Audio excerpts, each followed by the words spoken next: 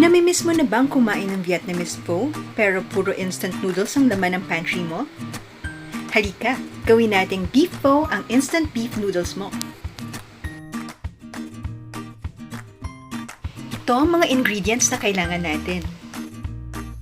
Star anise, cinnamon, black pepper, siling haba, onions, ginger, toge, carrots, calamansi, fish sauce, instant beef noodles, hoisin sauce, at naglagay din ako ng malunggay.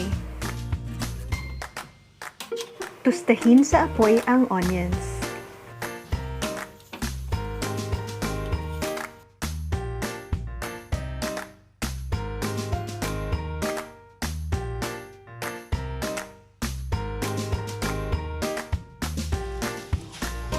Pati na din ang ginger. Painitin ng cinnamon, star anise at black pepper.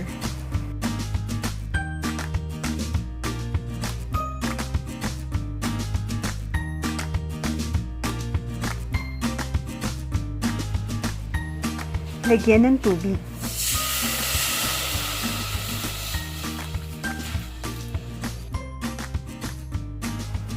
Idagdag na ang tinustang onion at ginger.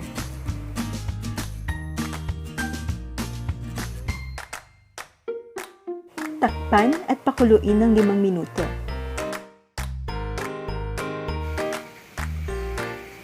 Idagdag ang carrots at takpan muli ng 5 minuto. Ilagay na ang seasoning na kasama ng instant noodles.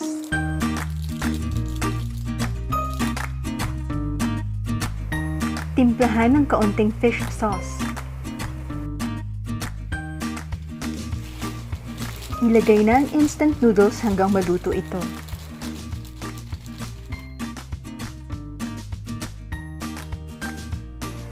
I-transfer na sa bowl at gawan ng plating.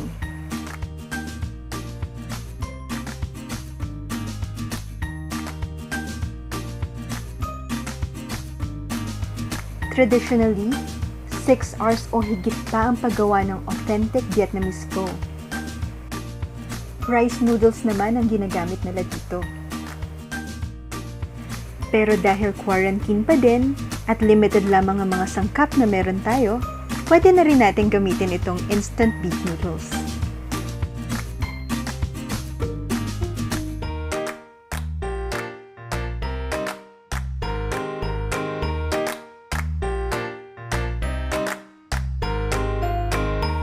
Dahil wala akong lime, calamansi na lamang ang ginamit ko.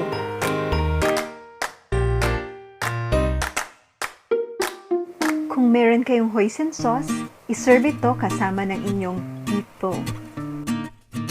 Masarap at nagustuhan ng pamilya ko itong beef pho hack natin. Balitaan niyo ako kung sakaling nasubukan niyo na rin.